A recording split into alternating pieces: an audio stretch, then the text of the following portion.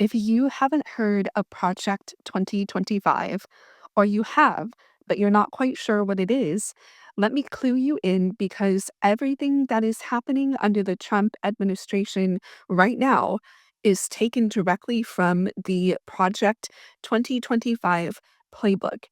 In fact, it may help you to think of Project 2025 like that, a playbook that the Trump administration is using to make America great again. On the official website, project2025.org, it says Project 2025 is, quote, building for conservative victory through policy, personnel, and training, end quote. It goes on to say, quote, the actions of liberal politicians in Washington have created a desperate need and a unique opportunity for conservatives to start undoing the damage the left has wrought and would build a better country for all Americans in 2025. It is not enough for conservatives to win elections. If we are going to rescue the country from the grip of the radical left, we need both a governing agenda and the right people in place ready to carry this agenda out on day one of the next conservative administration. End quote. When did all of these crazy executive orders start to roll out? Oh, yeah, on day one of Trump's presidency. Here we can already see that Project 2025 is the playbook that the Trump administration is following. It goes on to say, and pay attention to the last bit here, quote, this is the goal of the 2025 Presidential Transition Project. The project will build on four pillars that will collectively pave the way for an effective conservative administration: a policy agenda, personnel, training, and a 180-day playbook. End quote. So there you have it. For the next 6 months, 180 days, the powers that be are going to use what they themselves have called their playbook to transition America. You may be wondering, what kind of country do they want to transition America into? I'll get to that in just a moment, but let's go back in time to see how we got to where we are now in 2025.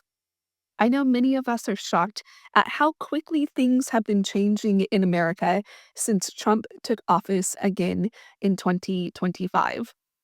But the most shocking thing is that all of the changes we're seeing, like trying to freeze the federal government funding to welfare programs like WIC, EBT, SNAP, forcing long-standing federal workers into retirement, withdrawing from the Paris Climate Accord, and drilling for oil in parts of America that have been long protected, have all been planned decades ago by the Heritage Foundation. If you are not familiar with the Heritage Foundation, they are a conservative think tank. A think tank is a research institute that performs research and advocacy concerning topics such as social policy, political strategy, economics, military, technology, and culture. Think tanks were founded by individual donations, and as such, Project 2025 has a $22 billion budget made up of donations, many from members of the Heritage Foundation. So basically, the Heritage Foundation is a think tank that was founded in 1973 by a bunch of rich conservatives. Think tanks like the Heritage Foundation publish articles, studies, and sometimes draft policies that they want to make into legislation pertaining to different matters in society. These articles and studies are then used to guide or inform governments, social movements, or interest groups. So, the Heritage Foundation has five major publications, which include 2,000 policy recommendations. Their first publication, called The Mandate for Leadership, was used in 1981 by Ronald Reagan to help guide him as he served as president. According to an article on the official Heritage Foundation website, their relationship with Ronald Reagan went like this, quote, "The partnership began in 1980 when Heritage provided Reagan's transition team with detailed policy recommendations on everything from taxes to trade regulations to national defense. The 1,100-page document, The Mandate for Leadership, was described back then as a blueprint for grabbing the government and shaking out 48 years of liberal policy. Reagan used this mandate to help him make an America the world could admire again." End quote. Hmm, that sounds eerily similar to Trump's slogan, "Make America Great Again," right? Anyway, Reagan gave copies of the Mandate for Leadership to every member in his cabinet, and thus nearly two-thirds of the Heritage's policies were adopted and made into legislature, similar to what is happening right now with the Trump administration using another publication from the Heritage Foundation, Project 2025, as a checklist of policies to turn into legislature. So, anyway, in his second term, Reagan cited many proposals from the Heritage Foundation's second publication, Mandate for Leadership 2. This caused the New York Times to run an article highlighting how similar Reagan's proposals were to the Heritage Foundation's publications. But Reagan wasn't shy about his partnership with the Heritage Foundation. He was quoted as saying, quote, "It was a vital force during his leadership," and that the Mandate for Leadership 1 and 2 was a warning shot telling the liberals that they could not expect to carry on business as usual, end quote. In fact, in his meeting with Mikhail Gorbachev, the last leader of the Soviet Union, Reagan used so many talking points straight from the Heritage Foundation that Gorbachev called him out on this only minutes into their meeting. Essentially, he felt that Reagan was relying too much on this think tank and did not come across as a freethinker. And if the leader of the Soviet Union tells you that you're not a freethinker, um, that's bad news. Later on, a staff writer at The Atlantic, Molly Ball, explained how the Heritage Foundation had such a hold on Reagan. Originally, the Heritage Foundation was founded by Joe Coors. That's right, the tycoon behind Coors Beer. In 1973, Joe Coors realized that the Republican Party needed a think tank of its own to combat liberal ideologies pushed out by liberal think tanks. A lot of liberal ideas back then, like universal healthcare, seemed too much like communism to Republicans. So they needed to combat these ideas with their own think tank.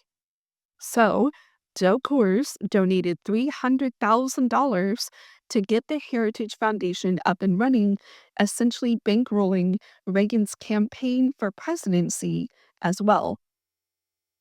Coors wanted what many Republicans of the time wanted: a move away from more socialist or communist ideologies and a move instead towards more American values like small government, a strong military, and free enterprise.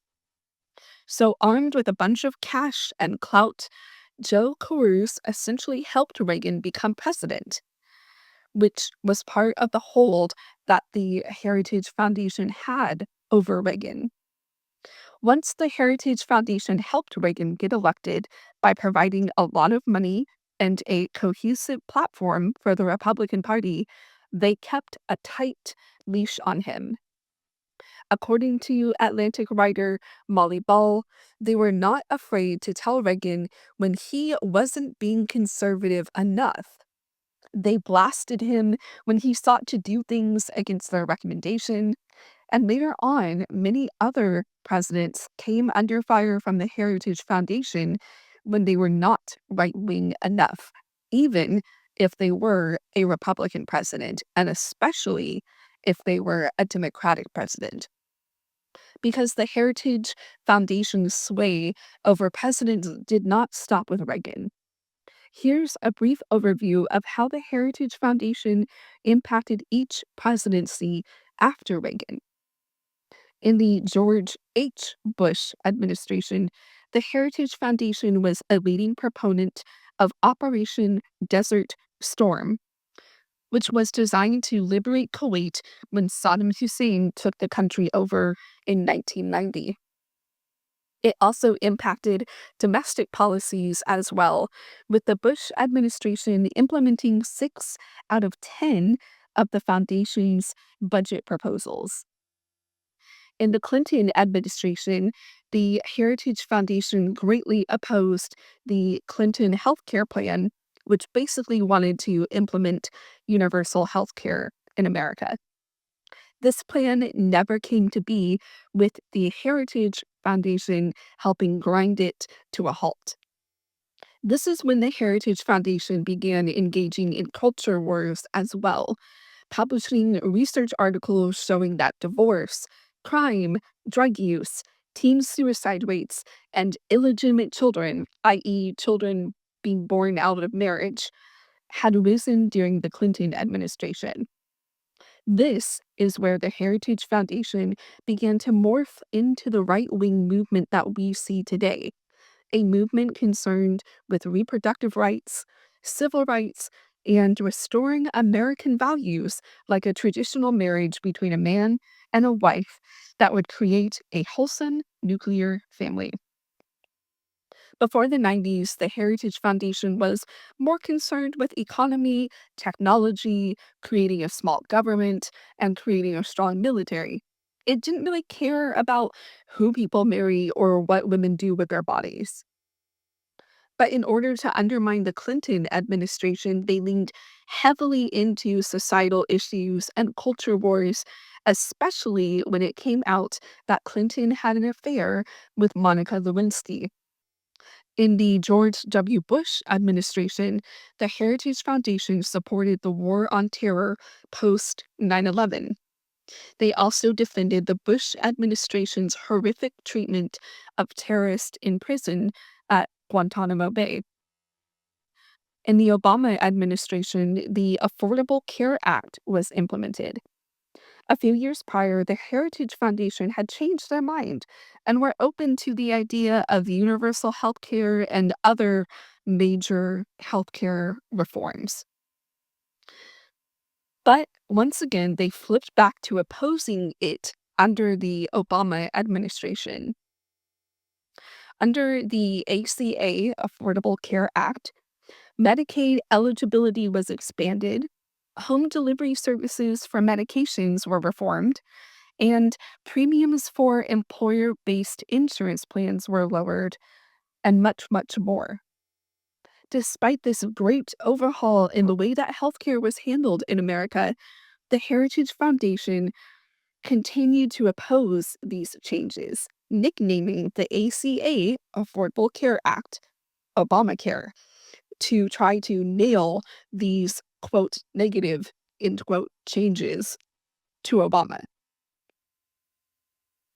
Obama faced a lot of challenges being the first POC to become president, and many Republicans were staunchly against him already. Nefarious rumors started to spread, that people receiving Obamacare were going to be microchipped to become a private army of citizens under Obama's control. And even that Obamacare was going to create death panels, essentially a panel of officials that would look at someone's ability to be a productive member of society and judge whether they would receive health care or not. And if they didn't qualify for Obamacare, they were left without important medications or treatments. In other words, left to die. Sadly, a lot of Americans were duped by the Heritage Foundation nicknaming ACA Obamacare because at that point, so many were blinded by their prejudice of Obama so much that anything associated with his name was seen as bad.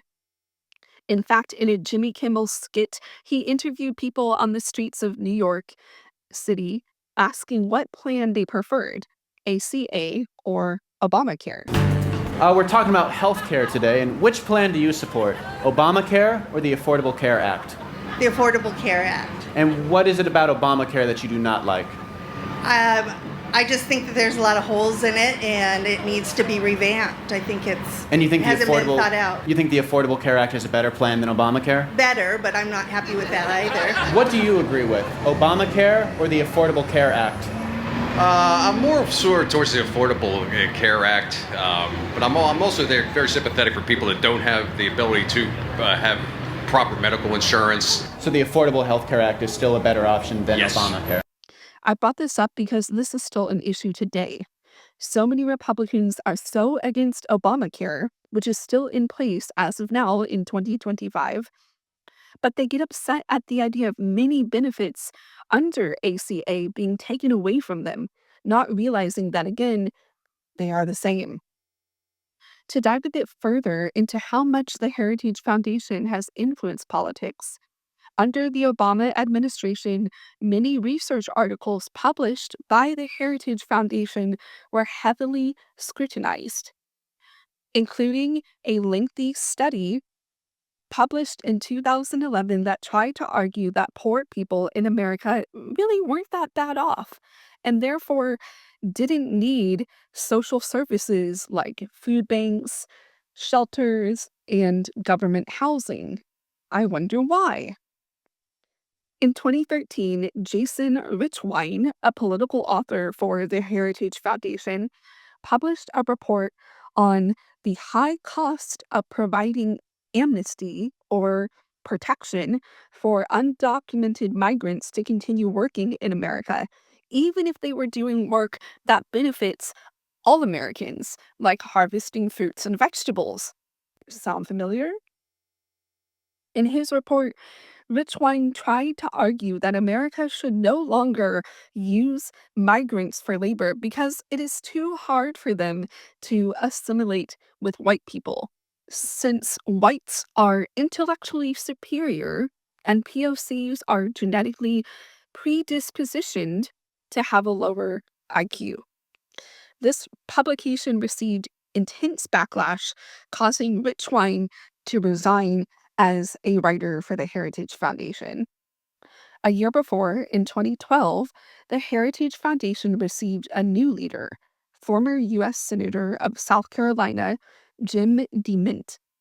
Under DeMint's leadership, articles published by the Heritage Foundation were no longer viewed by policy experts. Instead, DeMint and his loyal team reviewed them, often highly editing them before publication or not allowing certain articles to be published at all. That's probably how Rich Wine's super racist article on migrant workers got published. I know that was a lot of info, but I just wanted to show how deep the Heritage Foundation has dug its claws into shaping America through politics and news and the many articles that they write. Articles that, again, have faced a lot of scrutiny. So, this brings us to the first Trump administration in 2016, where the Heritage Foundation impacted American politics the most. When Trump announced he was running for president in 2016, the Heritage Foundation ridiculed him. He was a washed up businessman who managed to bankrupt 6 casinos, a business that is almost impossible to bankrupt. I mean, how do you bankrupt a business that's based on taking people's money? Anyway, I might have a deep dive on Trump later if that would interest you. Please leave a comment letting me know. I also wanted to take a pause and say thank you for watching so far. And please leave a like if you're enjoying the content. It literally lets me know that you like this kind of deep dive and you want to see more like it. So, between Trump's failed businesses and his contradictory attitude, the Heritage Foundation was not going to back his campaign. They saw him as, quote, a clown, end quote, and not right wing enough. However, to everyone's surprise, Trump's ability to sell himself raked in enough votes to where he won the general election. He was on track to be the Republican candidate for the presidential race. Many conservative think tanks still did not want to back Trump, as many had a never Trump attitude. But the Heritage Foundation saw their chance at a power grab once again and decided to back Trump. Once Trump won the 2016 presidential election, the Heritage Foundation had a huge sway over him, being his only Republican think tank and having a large budget to supply him with funds and staff. CNN reported at the time that no other Washington institute has had that kind of a footprint on the transition of a president before. The Heritage Foundation had a list of 3,000 conservatives who they trusted to serve in a Republican administration. Of those 3,000, 66 were chosen to serve directly in the Trump administration, while hundreds of others received jobs in the federal government. Again, I share all of this to give an idea of how deeply the Heritage Foundation has sunk its hooks into our government and how it has shaped our country by infiltrating presidential administrations with people who are loyal to the Heritage Foundation. In the Biden administration, former VP Mike Pence was considered a distinguished member of the Heritage Foundation, and he wrote an article for them backing up claims that the 2021 election was stolen from Trump by voter fraud. His article was so heavily criticized that Pence left the Heritage Foundation in 2022, just a year after joining them. Also in 2021, a big change occurred in the Heritage Foundation. A new president was elected to lead it. This new president was Kevin Roberts, who previously led a Texas Republican think tank and was part of Texas's Governor Greg Abbott's COVID-19 task force. Texas was one of the most oppositional states when it came to COVID-19 regulations, like wearing a mask in public places, social distancing, and sheltering in place. Texas was the first state to lift the mask mandate and did so long before the CDC said it was safe to do so. Just to give you an idea of Kevin Roberts' attitude towards government mandates. Kevin Roberts said that the ongoing success of the Heritage Foundation depended on, quote, institutionalizing Trumpism. Trumpism is basically ideologies that are associated with Trump, like the idea of national conservatism. In fact, in 2022, the Heritage Foundation began publicly embracing national conservatism as their guiding ideology. National conservatism is all about upholding national and cultural identity and the public role of religion. Israeli American political philosopher Yoram Hosseini defined conservatism as a standpoint that regards the recovery, restoration, elaboration, and repair of national and religious traditions as the key to maintaining a nation and strengthening it through time. In other words, making America great again by returning America to the golden age of the 40s, 50s, 60s, even when rich white men had all the power, where gay and trans people weren't a concern, where women weren't feminist, and POCs were at the bottom of society, only there to serve the white man.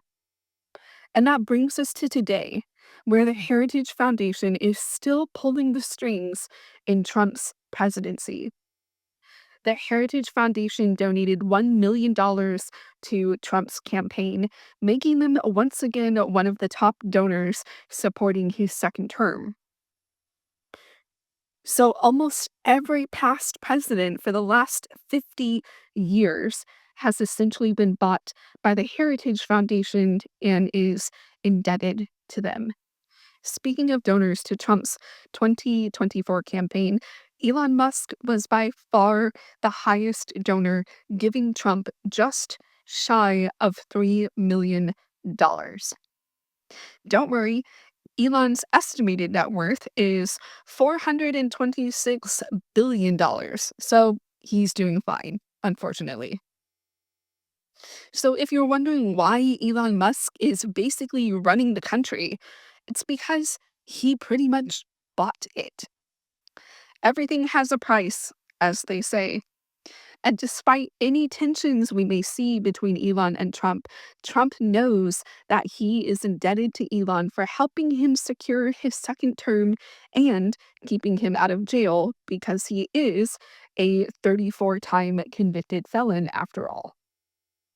Now we get to what lies beyond Project 2025 because that playbook is only supposed to be used for the next 6-ish months, remember?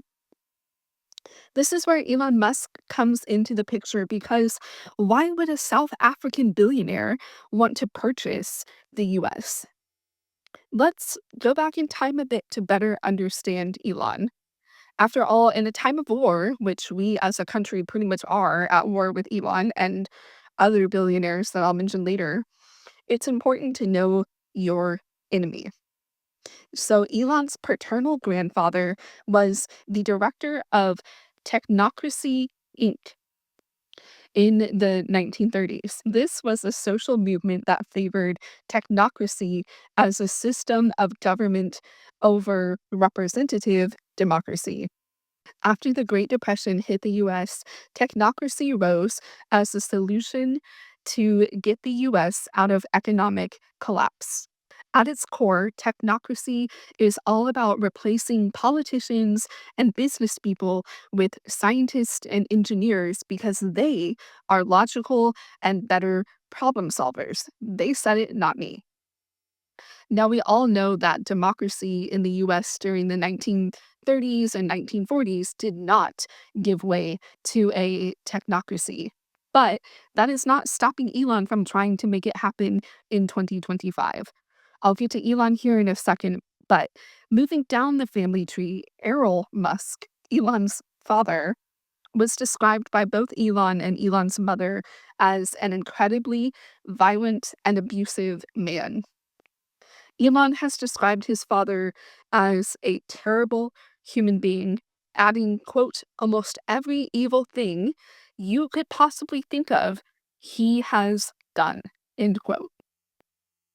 Despite their bad blood, father and son are both in favor of natalism, which is an ideology that promotes the reproduction of human life as an important objective of humanity, and therefore they both favor a high birth rate in society. Errol has even said the only thing we're on Earth for is to reproduce. Errol ended up fathering 7 children. Elon himself has 11 children, and he has also gone on record many times about being in favor of a high global birth rate. In one quote, he said, "Population collapse due to low birth rate is a much bigger risk to civilization than global warming." Like father, like son, right? I'm thinking of doing a deep dive on Elon as well, so again, let me know if you would like that. One more interesting thing to note about Elon is that he is from Pretoria, South Africa. Pretoria was a symbol of apartheid in South Africa, a system of racial segregation that lasted from 1948 to 1994. Elon was born in 1971, so he definitely lived through a huge part of apartheid.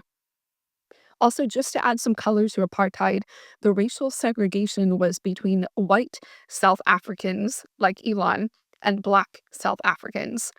White South Africans mostly have Dutch and English ancestors, while Black South Africans have Indigenous ancestors. Just clarifying because I know some people get confused at the idea of white South Africans. Anyway, Pretoria was also the capital of South Africa and was home to those who benefited from apartheid. The segregation was so severe due to the Group Areas Act of 1949, which forced Black South Africans to live outside of major cities like Pretoria. Now we know that Elon grew up in a time of intense racial segregation, and he saw how being white and privileged and rich benefited him as well as everyone else in Pretoria.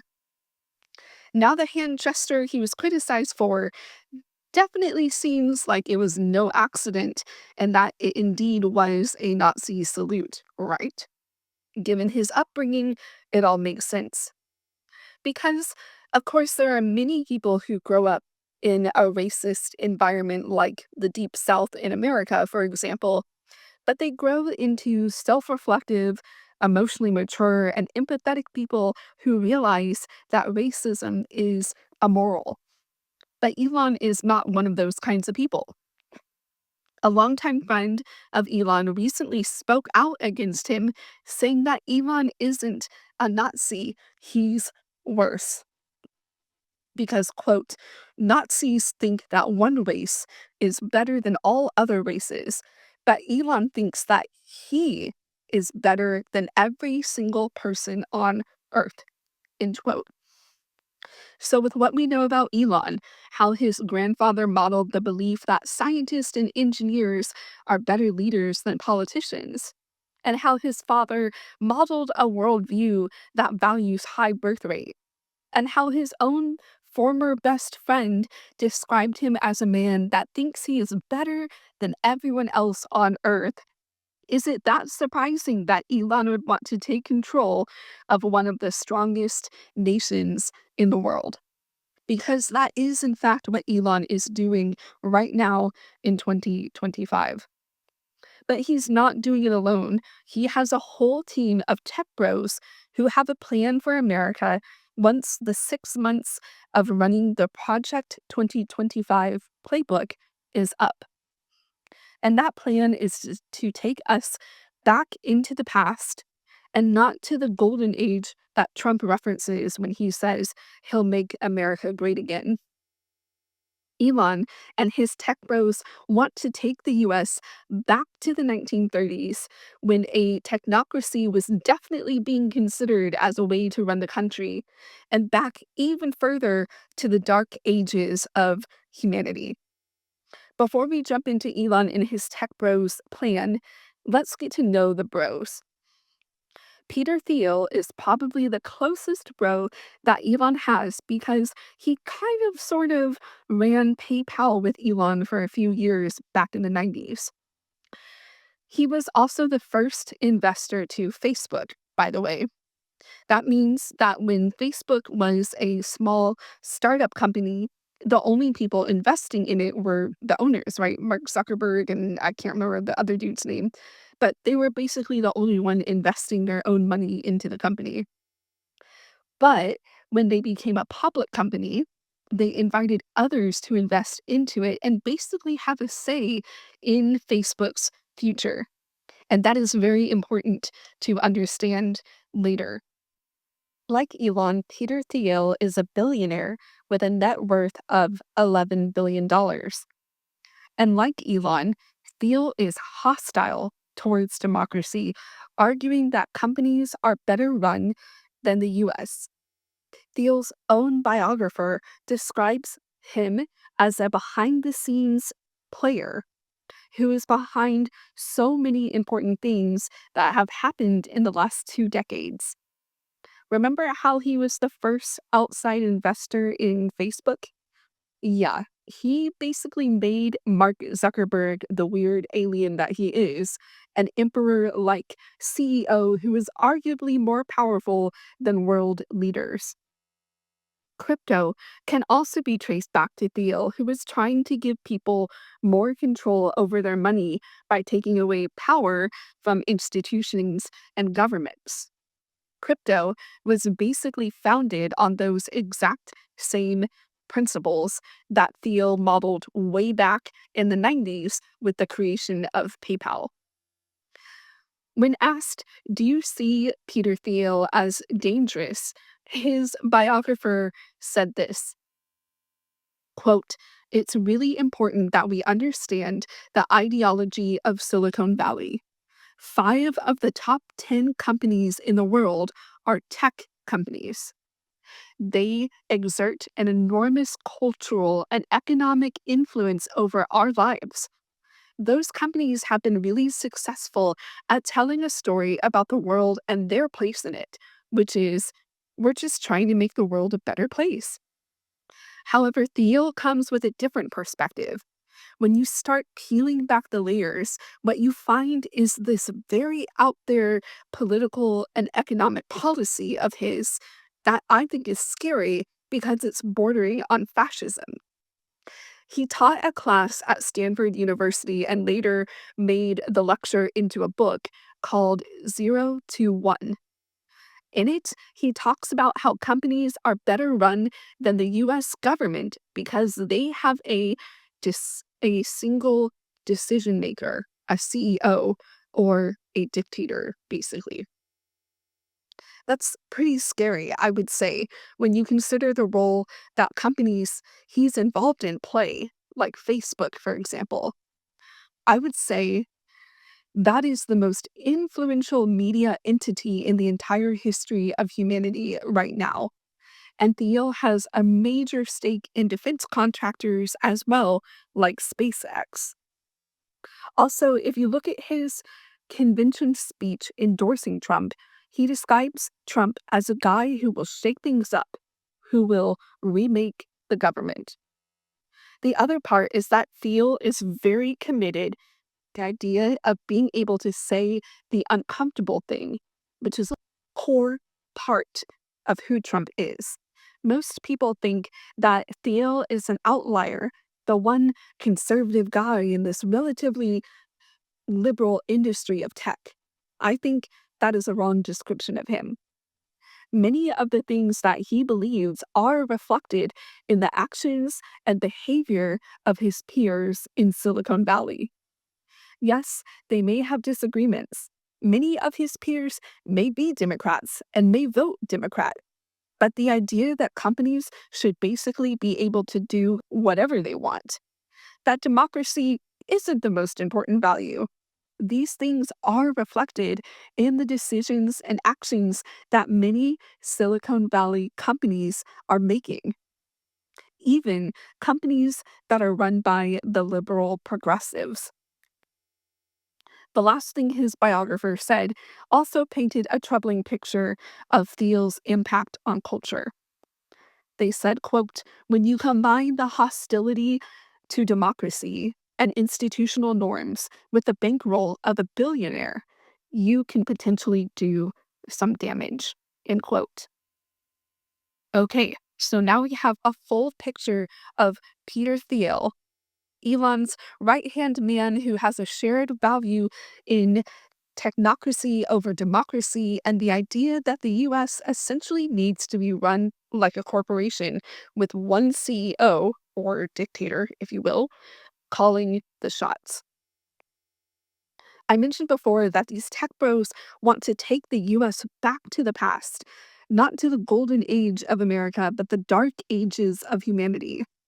And our next tech bro, Balaji, is hugely in favor of that because Balaji is a big believer in the not so fringe movement called the Dark Enlightenment. Balaji dabbled in genetics, creating a company that helped parents screen for certain diseases in their embryos before using them in IVF. But then he sold that company and became a crypto bro.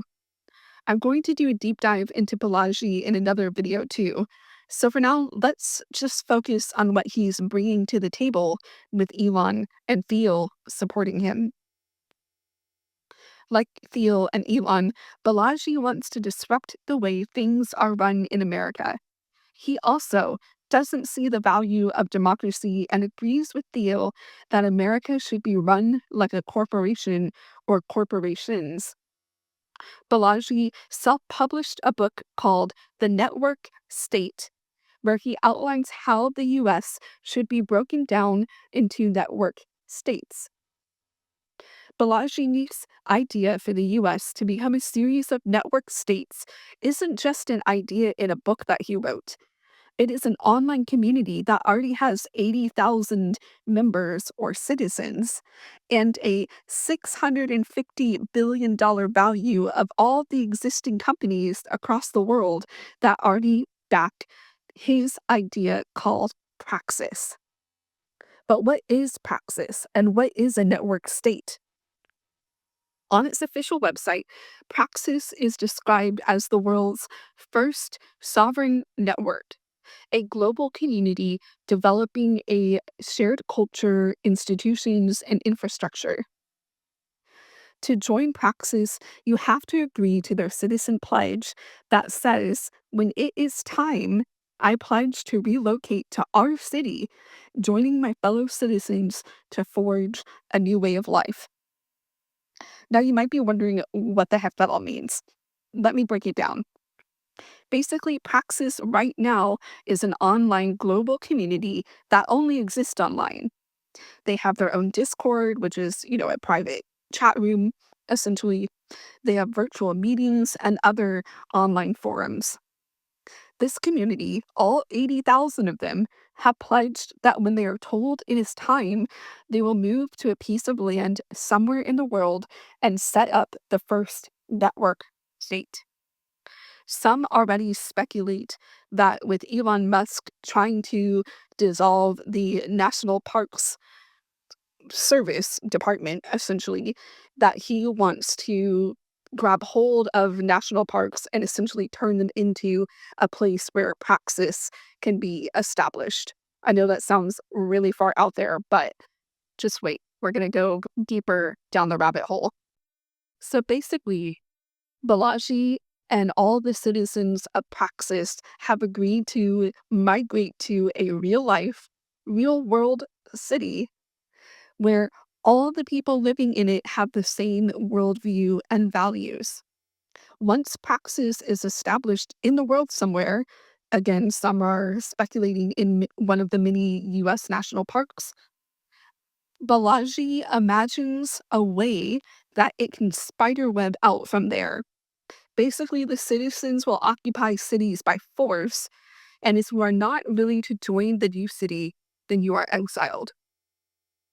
So yeah, basically Balaji and the other tech bros I mentioned want to go back to the dark ages where feudalism was the law of the land. Feudalism is basically what I just described. A king or a lord or a duke or a baron would take over a town by force. If the citizens of the town wanted to remain in the town and have the protection of living in a community, they had to pledge loyalty to the king or the lord or the duke or the baron. They had to agree to work for the lord or king by mining, harvesting, basically doing whatever the king asked to keep the town running. They also had to agree to live peacefully and to not try and overthrow the king.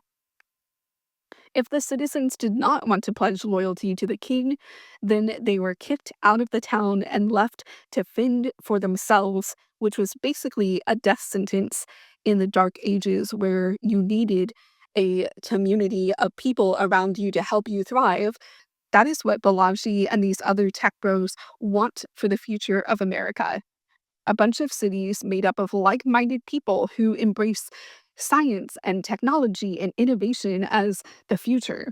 If you do not want to come along for the ride, if you don't like the idea of self-driving cars or AI or biometrics or microchips, some of the things that Balaji has said will be a main part of these new cities, then you are exiled. Now, I know all of that sounds crazy, but Balaji is not the only one pushing for this brave new world. He was greatly inspired by another tech bro, the last one I will cover in this video, Curtis Yarvin. Curtis Yarvin, in this circle of tech bros, is considered the philosopher. He is the main founder of the Dark Enlightenment movement that all of these tech bros, especially Balaji, use as their guiding philosophy. Like all the other men I mentioned so far, Yarvin is a software engineer slash tech bro too. He founded the Urbit computer platform. Apparently, this is a challenging platform for even the most advanced programmers to use. And no one wanted to help Yarvin expand Urbit when he rolled it out initially because of his controversial view that whites are genetically predispositioned to have a higher IQ than POCs. Sound familiar? Just popping in to add this blog post from Yarvin where he expresses his racist views. I don't want to be sued for slander, so here it is straight from him. The blog post is linked in the description box as well. Also, I had to dive deep into the trenches of the internet to find this post. As they say, people who have nothing to hide, hide nothing. So it's curious that this was hidden deep down in the trenches of the internet. Yarvin says in his blog post, "We have not agreed that a man can be born a slave, but we agree that he can sell himself into slavery. That is, he can sign a contract with the master in which the slave agrees unconditionally to work for the master. This contract can and should be enforced by the state. If the slave changes his mind and runs away, the states will capture and return him." Yarvin goes on to say that the relationship between a master and slave is natural. He also says not all humans are born the same, and the innate character and intelligence of some is more suited to mastery than slavery. For others, it is more suited to slavery. These characteristics can be expected to group differently in human populations of different origins. This, Spaniards and English in the 17th century Americas, whose political correctness was insignificant, found that Africans tended to make good slaves. This observation is explained by genetic differences. Lastly, he says we thus observe slavery not as a perversion, but as a natural relationship, like gay marriage. Gay marriage is a natural relationship, although history, for whatever reason, seldom has a good outcome for societies in which large numbers of males are born gay. So a little homophobia also thrown in with his racism. But Peter Thiel saw the value in Urbit and Yarvin, so he financially backed Yarvin, allowing him to expand Urbit. Yarvin's controversial views don't just include racist ones, however. In 2000, Yarvin started a blog called Unqualified Reservations, where he adapted the phrase red pill from the movie The Matrix. In the movie The Matrix, the hero, Neo, is approached by a mysterious character inviting Neo to wake up. Before then, Neo had been living in a seemingly perfect world, a utopia. But this mysterious character tells him that in reality, he is living inside a computer-controlled simulation, and that his body is in a coma while sentient machines use his body heat for fuel. Now that Neo knows the truth, the mysterious character offers him a choice. He can take a blue pill, go back into the coma, forget this conversation, and let the machines continue using him. Or he can take the red pill, Wake up out of the coma, leave the simulation behind to go out into the real world and destroy the machines. This phrase, the red pill or taking the red pill, was popularized by Yarvin to mean that he has woken up to the fact that the way the US has progressed isn't really all that progressive. It is important to understand that although Yarvin's worldviews sound crazy to a lot of people, they are not seen as crazy to the elites in Silicon Valley and the White House. Yarvin is listened to and taken seriously by the elite tech bros of Silicon Valley like Elon, Theo, Balaji, and many more because Yarvin is extremely intelligent. Remember, his computer platform Urbit is considered so complicated that even advanced computer programmers struggle to use it. Like Zuckerberg, who did an entirely new thing by creating Facebook, Yarvin did an entirely new thing by creating Urbit. There's nothing that comes close to Facebook in terms of social media, and there's nothing that comes close to Urbit when it comes to computer platforms. So that is why Yarvin is taken so seriously among the elites of Silicon Valley. And if they take him seriously, then we should take him seriously. And also tech bros like Peter Thiel, who has his hands in a lot of these one-of-a-kind companies, are also taken so seriously by the White House. And so Yarvin is taken seriously by the White House, too, because he is backed by Thiel. J.D. Vance has gone on record saying Yarvin's philosophies have inspired him, and Yarvin was even invited to Trump's inaugural gala this year as an informal guest of honor due to his overwhelming influence on the Trumpian right. So, what is Yarvin's worldview that the elites of Silicon Valley and the powers that be in the White House are taking so seriously? That is the Dark Enlightenment. Similar to popularizing the idea of taking the red pill, of waking up to the idea that the US is not as progressive as the powers that be make us believe, Yarvin has also popularized the idea of the dawn of a new era in America, which is the Dark Enlightenment. The Dark Enlightenment philosophy rejects many things, democracy being the main thing. So similar to Thiel and Elon and Balaji, Yarvin also believes that democracy is not the answer for America anymore. And unlike many people who have the belief that history shows a progression towards greater liberty and enlightenment leading to democracy, basically, as we progress through history, humanity becomes more intellectual, and this causes us to realize that the old ways of slavery and feudalism are immoral and opposed to freedom, which all men deserve to have because all men were created equal. And since all men are equal, we deserve a say in how our government is run. In other words, we deserve democracy because we are all equal. And since we are all equal, we must do away with social statuses, slavery, oppression, etc. But Curtis Yarvin does not hold this view of history. He believes that history is cyclical, not progressing forward. He believes that history is cycling back to forms of government like an absolute monarchy, where kings had unquestioned, unchecked power, and he also believes in older forms of leadership like cameralism.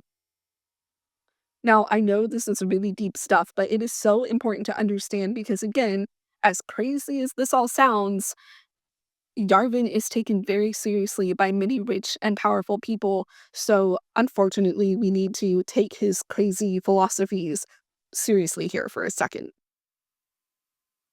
So Yarvin is a fan of an absolute monarchy and cameralism as a means to rule people. But what is cameralism? It is a German science from the 18th and 19th centuries that aimed at a strong management of a centralized economy for the benefit of the country. Just popping in to explain that a centralized economy means the government would control the production and distribution of goods. North Korea is one of the only nations that has a true centralized economy, for example.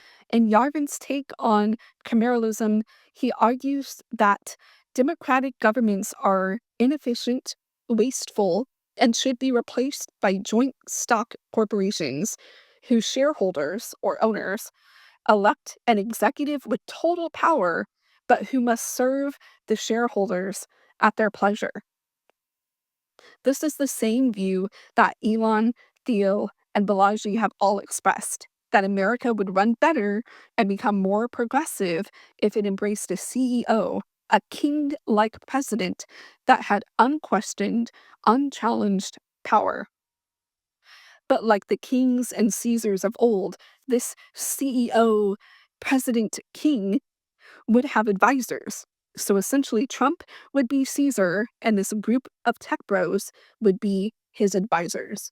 So that is where Trump comes into play. I mentioned earlier that the US was sold for $3 million to Elon. And so Trump is indebted to Elon and all of these tech bros because they are all in each other's pockets by funding each other's businesses and projects. So now you may be wondering how these tech bros are going to set the US up to go back to feudalism and be under the control of a president king or dictator. Long ago, back in 2012, Yarvin started circulating the idea that the US needed a hard reset, a reboot, if you will. He said that this reboot could be achieved through RAGE, RAGE, an acronym he created that stands for Retire All Government Employees. Yarvin still holds on to the idea of RAGE to this day in 2025. In fact, in an interview with Politico magazine published on January 31st, 2025, Yarvin outlines the direction he thinks the Trump administration should take to edge closer to establishing Trump as the president king of the US. First, Yarvin identified that power needs to be concentrated in the executive branch of the government. And as a show of his willingness to push the boundaries of executive authority, Trump needs to basically ignore Congress when it comes to Congress's role in controlling the US budget and finances. Like all tech bros and billionaires, Yarvin knows that whoever controls the money controls the company, in this case, the company being the US. Yarvin also acknowledges that without the ability to spend the US's money however he wants, the president is basically ineffective, and that Congress is who really holds the power, not the president. So, how should Donald Trump take power? According to Yarvin, he should fire every single mid level bureaucrat, every single civil servant in the administrative state, and replace them with their own people, quote unquote. Basically, this is a callback to his RAGE acronym that he thought of in the mid 2000s. Remember, it stood for Retire All Government Employees. That way, Trump will be surrounded by a bunch of yes men who won't stand in his way when it comes to controlling important departments in the US, like the Department of Education, Transportation, and Finance / the Treasury. And the purging of federal employees has already begun. The news is updating every day lately, but as of now, Elon's DOGE, Department of Government Efficiency, has sent out emails to all mid-level federal workers called a fork in the road, basically calling for them to resign by February 6th to make room for an overhaul of the federal government, because according to Trump, we are trying to reduce the government. This reflects one of Trump's platforms from his campaign to drain the swamp of unnecessary federal employees and departments in order to reduce the government and cut the cost Americans pay to keep federal employees at their jobs. Of course, this all sounds very appealing to Republicans, who again are in favor of small government and lower taxes. But what they don't see creeping through the back door is Elon and Trump hiring new federal employees that are loyal to them. If federal employees do not resign, then they will have to return to work in person, even if they have to relocate to do so. And they have to adhere to enhanced standards of suitability and conduct, and they should be reliable, loyal, and trustworthy. But if the federal employees do resign, they will be paid out until September 30th without having to work. A sweet deal that Doge, aka Elon, is hoping they take. Another big department that is being purged is the Department of Education. Dozens of workers said they received an email saying they were on administrative leave and that this was not disciplinary, but in accordance with Trump's anti DEI executive order that he signed into existence. If you're unfamiliar, Trump issued this executive order that terminates diversity, equity, and inclusion efforts, DEI, in the federal workplace, meaning that federal hiring, promotions, and performance reviews will reward individual merit and not, under any circumstances, reflect any DEI related factors or goals. Once again, this is something that many Republicans have supported, to the point that the word DEI has extreme negative connotations like Obamacare. DEI has been spun by the far right as a form of reverse discrimination. This is not true at all, but like nicknaming the ACA as Obamacare, the phrase DEI hires has been coined to trick people into thinking that ensuring workplaces foster a healthy amount of diversity, emphasize equity, and strive for inclusion, like allowing people to add their preferred pronouns to their email sign-offs or bios on their work website, is wrong and discriminatory. So anyway, the way that Doge got away with putting dozens of department education employees on administrative leave is because they all attended a voluntary DEI training, and under Trump's new anti-DEI executive order, that is not allowed. This is also a move by Elon and Trump to again remove federal workers that won't comply with their new regime and replace them with loyalists that will. And you may be wondering who would ever be loyal to a Trump regime that is already starting to look a lot like fascism. And sadly, there are a lot. A big portion of Trump's loyalists are men, especially young men, especially young white men who adhere to the red pill idea that Yarvin introduced long ago. They believe, like Yarvin, that they have woken up to the fact that society, especially the government, has failed them. On internet forums like Twitter, Reddit, and 4chan, you will see droves of angry young white men who feel like they are being overlooked. They're being overlooked by women who don't want to date them or hook up with them.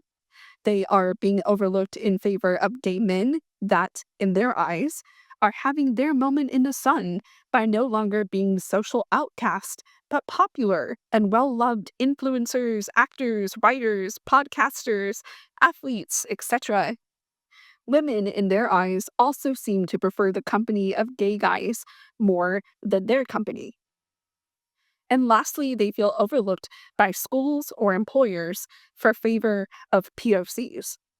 In their eyes, the jobs or promotions or opportunities that they deserve are being handed to POC men, or even worse, POC women. Case in point, many of these angry young men posted on social media, Reddit, and 4chan that they were voting for Trump because they couldn't stand to see a female president, let alone a POC woman as president. These angry young white men are okay with breaking democracy down because it doesn't serve them with all of its woke ideas about equal opportunity. In fact, a non-democratic country, a monarchy with a technocracy behind it, would kind of return society back to square one, a great reboot, like Yarbin calls it. A popular movie among the angry young white men is Fight Club, where a group of men end up destroying headquarters of credit card companies to erase all debt records.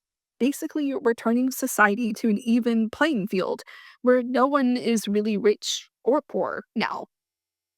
The fact that this movie is a favorite among young men who feel overlooked makes sense. And it makes sense that in turn, they would be loyal to Trump, a man who promises not to forget them, who promises they will have their power back by turning the focus to them and not to minority groups anymore. Other men who are ready to be loyalists to Trump are young men who are ready to burn democracy down, not because they feel overlooked, but because they want to be revolutionaries. They are often educated men who, like Yarvin, do not see government as an effective way to run a country. They agree that a hard reset of America is needed to usher in a new era of advancement. They look at countries like China that have excelled in technologic advances, and they want to be on their level. But China didn't get to be the great country that it is based on democracy. So they're okay with burning that down too. Yarvin, in the interview he did 4 days ago with Politico magazine, mentioned that he knew of a lawyer in DC that has a very big house that a lot of these young revolutionaries come hang out at, and they discuss the future that they want for America. In fact, the team that Elon has doing the dirty work at Doge, like sending emails laying people off and hacking into secure and sensitive government databases, is a team of 6 young men, ages 19 to 24, who are happy to be a part of the revolution. The next group of people that are Trump loyalists are the MAGAs, the Republicans that have a cult like attitude towards Trump. Similar to the angry young men that support Trump because they feel overlooked, MAGAs have been made to believe that DEI hiring and illegal immigrants lessen job opportunities for them too. They act like they are one tax break away from dining at the nicest restaurants and driving Teslas, especially if Trump lowers taxes and government spending. And they also want a small government, but they are okay with the government being involved in women's lives by stripping them of the right to control what happens to their own body. And they're okay with taking away the LGBTQ pluses community's right to marry whoever they want. And that is because MAGAs also tend to be Christian, which, funny enough, none of the tech bros I mentioned are. They are all agnostic. But Trump is not. Trump very often describes himself as a Christian and appeals a lot to his Christian audience. So while Peter Thiel, who is gay, Elon, Yarvin, and Balaji don't care about Christian culture wars like gender, same-sex marriage, and abortion, the Heritage Foundation does. And since they played a big part in getting Trump elected too, they get to push their anti-feminist, anti-gay, anti-trans, and anti-choice agenda. That is why many of the points laid out in the playbook of Project 2025 attack minorities like POCs, the LGBTQ plus community, and women. And many of the executive orders Trump has issued attacks those groups too, like the executive order Trump issued stating that there are only 2 genders in the US, and began removing things like the X option for gender on passports and other documents. The influence of the Heritage Foundation on the cultural side of this revolution is dangerous because it causes the MAGAs to believe that they are doing things the Christian way in the new Trump administration. Because it doesn't look like fascism. Instead, it's called Christo-fascism, a form of fascism where it's okay to take away a woman's choice to abort, and it's okay to not allow people to marry the same sex because those are things that are against the Bible. Never mind the fact that not everyone believes in the Bible. So to some of the MAGAs, they're okay with Trump dismantling democracy because he, as many of them say, is returning common sense to America.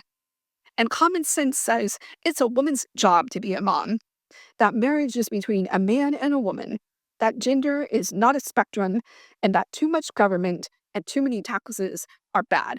So, all of these overhauls that appear very anti democratic to others is exactly what the moderates want. Probably the weirdest group of Trump loyalists is women. As a woman myself, I don't know how you look at a rapist who says creepy things about his own daughter and grabbing women by the and say to yourself, yeah, I want that guy to have power over me.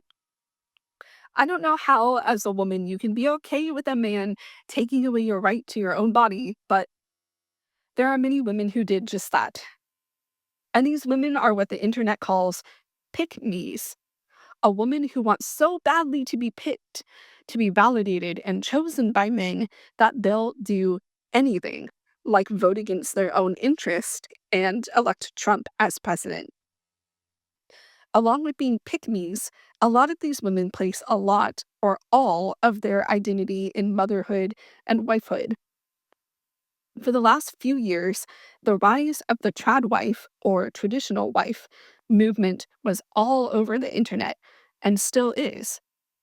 The trad wife movement shows beautiful women with long hair and long dresses doing chores, baking sourdough bread, cooking from scratch, and taking care of their children, including homeschooling them.